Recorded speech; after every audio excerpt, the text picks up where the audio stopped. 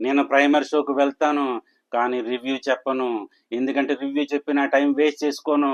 డైరెక్ట్‌గా కలెక్షన్‌లోకి దూరిపోతాను. డైరెక్ట్‌గా కలెక్షన్‌లోకి ఇన్వాల్వ్ అయిపోతాను. ప్రళయం జరిగిపోద్ది ఇంక డైలీ కలెక్షన్‌లో. ఒక్కొక్క రికార్డు కాదు షేర్ ఖాన్, 100 రికార్డులు ఒకేసారి పంపించు. మెగా ఫ్యాన్స్ ఇక్కడ. రఫ్ ఆడించి వదిలిపెడతాం. గ్లోబల్ స్టార్ రామ్ చరణ్, ఆయన్ని గ్లోబల్ స్టార్ గా మనం రంగస్థలంలోనే చూసాం. ఆ రంగస్థలంలో చూసిన తర్వాత రాజమౌళి గారు నిర్ణయించుకున్నారు ఏమనంటే ఈయనతో సినిమా తీయాలని. త్రిపుల్ ఆర్ తెరకెక్కించారు. రామ్ చరణ్ గారు ఏంటి అనేది ప్రపంచానికి ఆయన ప్రూవ్ చేసుకున్నారు. రివ్యూలు చూసినట్టయితే దుమ్ము లేచిపోతుంది, టాప్ లేచిపోతుంది, ఫ్యూజులు ఎగిరిపోయే రివ్యూలు చెప్తున్నారు. Interval scene blockbuster, goose bumps అంటున్నారు.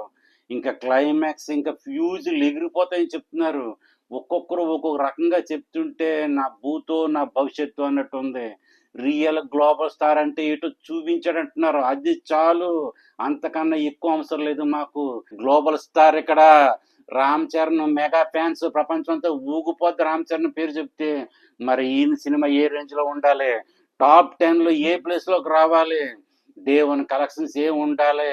ఇదంతా పక్కన పెడితే 60 కోట్లతో తీసిన జై హనుమాన్ మూవీ 450 కోట్లు కలెక్ట్ చేసినప్పుడు, గేమ్ చేంజర్ 450 నుంచి 500 కోట్లు బడ్జెట్ పెట్టినప్పుడు కనీసం మినిమం 1000 కోట్లన్నా కలెక్ట్ చేయాలి కదా, అప్పుడు ఒప్పుకుంటామన్నారు.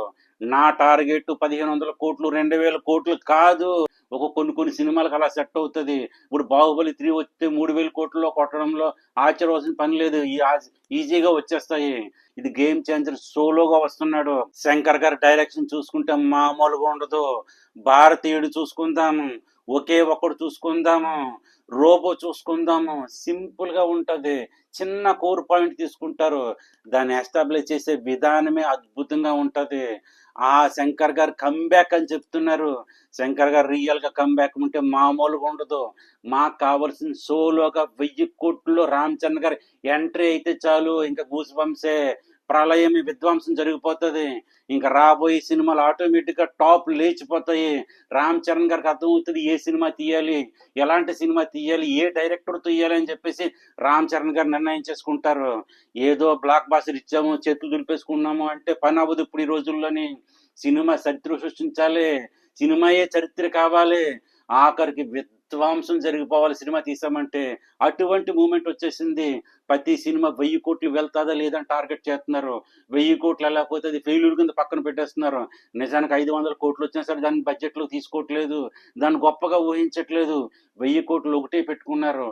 టాలీవుడ్ నెంబర్ 1 స్థానంలో ఉందనడానికి చాలా సినిమాలు ప్రూవ్ చేశాయి. రామ్ చరణ్ గారు కొన్న ఫాలోయింగ్ ని బట్టి కుమ్మేస్తే కలెక్షన్ అర్థమవుతుంది. ఎందుకంటే ఓవర్సీస్ డోకా లేదు, దుమ్ము దులుపు అవతల పారేస్తుంది. ఇంక తెలుగులో చూసుకుంటే ఇంక తిరిగే లేదు.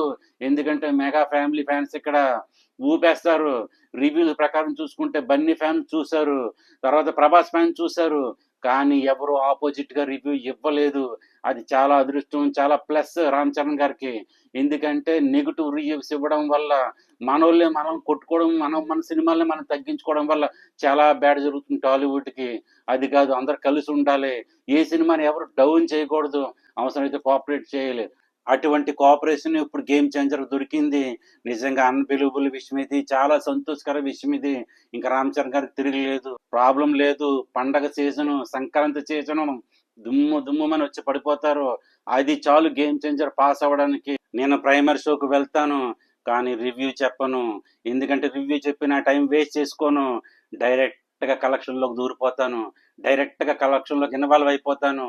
ప్రళయం జరిగిపోద్ది ఇంకా డైలీ కలెక్షన్లో. మరి అదృష్టాన్ని మరి రామ్ చరణ్ గారు మాకు ఇస్తున్నారా లేదని వెయిట్ చేసి చూడాల్సిందే. మరి ఇది ఇక్కడికి నా రివ్యూ నచ్చినట్టయితే thank you so much, bye.